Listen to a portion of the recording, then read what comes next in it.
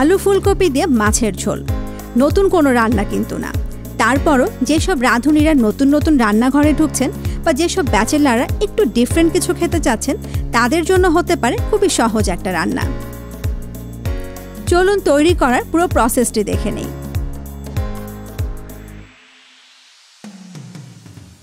আলু ফুলকপি দিয়ে রুই মাছের ঝোল যেহেতু রান্না করছি তাই এগুলো কিভাবে কেটেছি সেটা একটু দেখিয়ে দেই।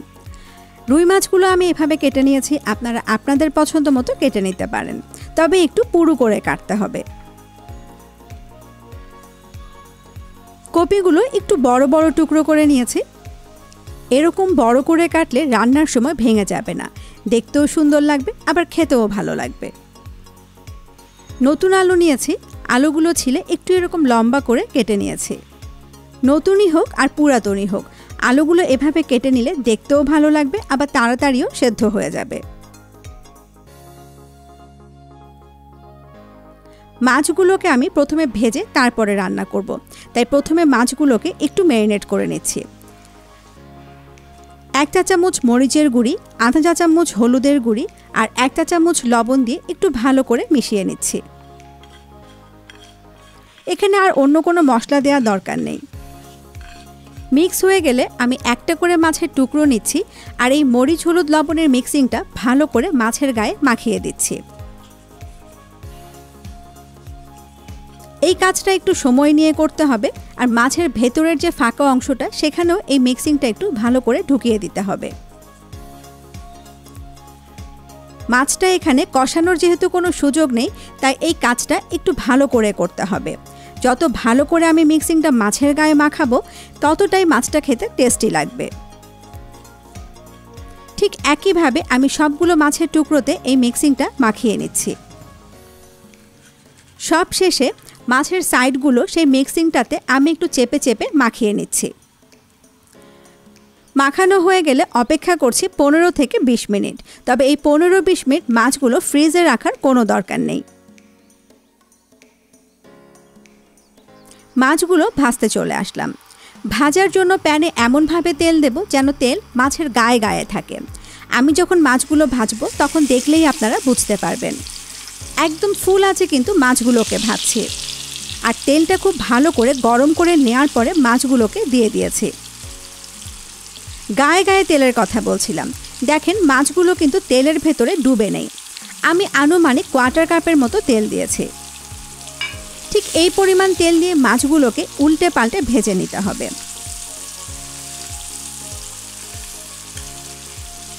ঝোলের তরকারির মাছ আমি খুব কড়া করে ভাজি না, তবে আপনারা চাইলে আপনাদের পছন্দ মতো কড়া করে ভেজে নিতে পারেন। আর মাছ কিভাবে ভাজতে হয় এটা তো আপনারা সবাই জানেন। ফুল আছে আমি ধরেন মাছের এক এক পিঠ 30 সেকেন্ড করে ভেজে নিচ্ছি। মাছগুলো কিন্তু মোটামুটি ভাজা হয়ে গেছে। এবার চুলোটা বন্ধ করে দিয়ে মাছগুলো আমি তুলে নিচ্ছি।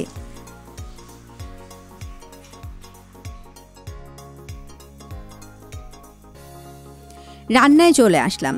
ঝোলের তরকারি জিরা ফোড়ন দিয়ে রান্না করলে দারুণ একটা ফ্লেভার আসে, তাই আধা কাপ রান্নার তেল খুব ভালো করে গরম করে আধা চা চামচ গোটা জিরা দিয়ে দিলাম। একটু সুন্দর ফ্লেভার আসা পর্যন্ত অপেক্ষা করছি। যখনই জিরা থেকে দারুণ একটা ফ্লেভার বের হবে সেই মুহূর্তে পেঁয়াজ কুচি দিয়ে দিচ্ছি 1 কাপ।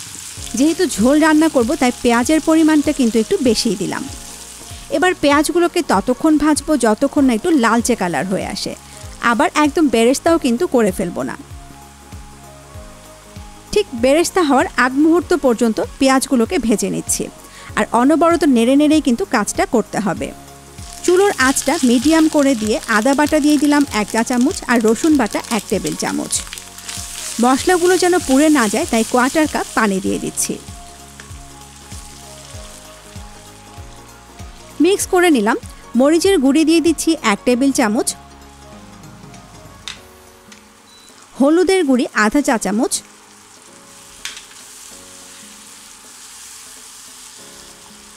ধনে গুঁড়ি 1 টেবিল চামচ আর জিরা গুঁড়ি দিয়ে দেব 1 টেবিল চামচ। আচ্ছা, একটা একটা করে মশলা দেব আর একটু একটু করে কিন্তু নেড়ে দেব, তা না হলে মশলাগুলো আবার নিচে পুড়ে যেতে পারে। আর চুলোর আঁচটা কিন্তু মিডিয়াম আছে। লবণ দিয়ে দিচ্ছি 1 টেবিল চামচ। এবার সব কিছু খুব ভালো করে মিক্স করে নিচ্ছি। তখন দিয়েছিলাম কোয়ার্টার কাপ পানি আর এখন দিয়ে দিচ্ছি আধা কাপ পানি। এই আধা কাপ পানিতেই মশলাগুলো সুন্দর রান্না হয়ে যাবে আর পেঁয়াজগুলো একদম গলে যাবে। ঢাকা দিয়ে অপেক্ষা করছি ততক্ষণ যতক্ষণ না পানিটা শুকিয়ে তেলটা উপরে উঠে আসে। তবে মাঝে মাঝে কিন্তু অবশ্যই ঢাকাটা খুলে একটু নেড়ে দিতে হবে। পানি শুকিয়ে গেছে, তেলটাও উপরে উঠে এসছে। এবার ওই একই আছে মশলাগুলোকে মিনিট 2 ভালো করে কষিয়ে নেব। মশলা যত ভালো করে কষাবো তরকারিটা খেতে ঠিক ততটাই টেস্টি লাগবে। মশলাটা ভালো করে কষানো হয়ে গেলে কেটে রাখা আলু আর ফুলকপিগুলো দিয়ে দিচ্ছি। এবার মশলার সাথে ফুলকপি আলু খুব ভালো করে আবারও মিনিট 2 কষিয়ে নেব। আচ্ছা, আমি কিন্তু আলু আর ফুলকপি একসাথে দিয়ে দিলাম। যেহেতু কপিগুলো একটু বড় করে কেটেছি আর আলুগুলো একটু ছোট করে কেটেছি, সবগুলো একসাথে ভালো করে সেদ্ধ হয়ে যাবে। কষানো হয়ে গেলে পানি দিয়ে দিলাম আবারও কোয়ার্টার কাপ। একটু মিক্স করে নিয়ে ঢাকা দিয়ে আবারও অপেক্ষা করছি যতক্ষণ না পানিটা টেনে আসে। আবারও একই সিস্টেম, মাঝে মাঝে ঢাকাটা খুলে একদম নিচ থেকে একটু উল্টে দেবেন। পানিটা শুকিয়ে এসছে, এবার আবারও আমি একটু কষিয়ে নিচ্ছি। এই পর্যায়ে কিন্তু খুব আলতো করে নেড়ে নেড়ে কষাতে হবে, তা না হলে কপির ফুলগুলো ভেঙে যেতে পারে। এবার দিয়ে দিচ্ছি ঝোলের জন্য পানি। পানিটা এমনভাবে দিতে হবে যেন আলু আর ফুলকপিগুলো পানির নিচে ডুবে থাকে। ঢাকা দিয়ে একটা বলক ওঠা পর্যন্ত অপেক্ষা করছি। তবে এই পর্যায়ে ঢাকনা খুলে নেড়ে দেওয়ার কোনো দরকার নেই। পানিটা দেওয়ার পরে চুলোর আঁচটা কিন্তু একদম ফুল করে দেব। বলক উঠে গেছে, এবার ভেজে রাখা মাছগুলো একটা একটা করে দিয়ে দিচ্ছি। এক জায়গায় দিয়ে দেবেন না, একটু ছড়িয়ে দিয়ে দেবেন মাছগুলো। মাছ দেওয়া হয়ে গেলে 5-6টা কাঁচামরিচ একটু আগা ভেঙে দিয়ে দিচ্ছি। এটা ঝাল বাড়াবে না, দারুণ একটা ফ্লেভার নিয়ে আসবে তরকারিতে। একটা টমেটো একটু 4 ফালা করে দিয়ে দিচ্ছি। টমেটোটা একেবারে অপশনাল, আমার ভালো লাগে তাই দিয়ে দিচ্ছি, তবে আপনারা চাইলে স্কিপ করতে পারেন। মাছগুলো দেওয়ার পরে আমি কিন্তু আর হাতা দিয়ে নাড়াচাড়া করব না, তাহলে মাছগুলো ভেঙে যেতে পারে, আবার কপির ফুলগুলো ভেঙে যেতে পারে। এবার ঢাকা দিয়ে অপেক্ষা করছি ততক্ষণ যতক্ষণ না ঝোলটা আমার মন মতো টেনে আসে। তরকারিটা জাল হতে থাক। মাছ কিন্তু আমি নিয়েছিলাম 300 গ্রামের মতো, তবে পরিমাণে একটু বেশি হলেও কিন্তু কোনো সমস্যা নেই, এই মশলাতেই হয়ে যাবে। আলু নিয়েছিলাম 250 গ্রাম আর কপি নিয়েছিলাম 500 গ্রাম। কপির তরকারিতে আমি একটু পাতলা ঝোল পছন্দ করি, তাই ঝোলটা আমি একটু পাতলাই রাখবো। তবে আপনারা চাইলে কিন্তু ঝোলটাকে আরেকটু জাল করে ঘন করে নিতে পারেন। পানিটা কমে এসছে, মানে আমি যেরকম চাচ্ছিলাম। ঠিক এই পর্যায়ে টেলে নেওয়া জিরা গুঁড়ি দিয়ে দিচ্ছি আধা চা চামচ। একটু দুলিয়ে মিক্স করে নিলাম।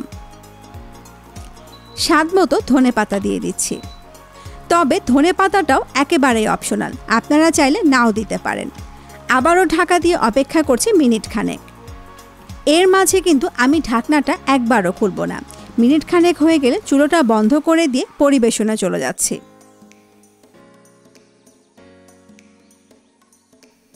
পরিবেশনে চলে আসলাম। তরকারির কালারটা দেখতে পাচ্ছেন, মনে হচ্ছে না এখনই খেয়ে ফেলি।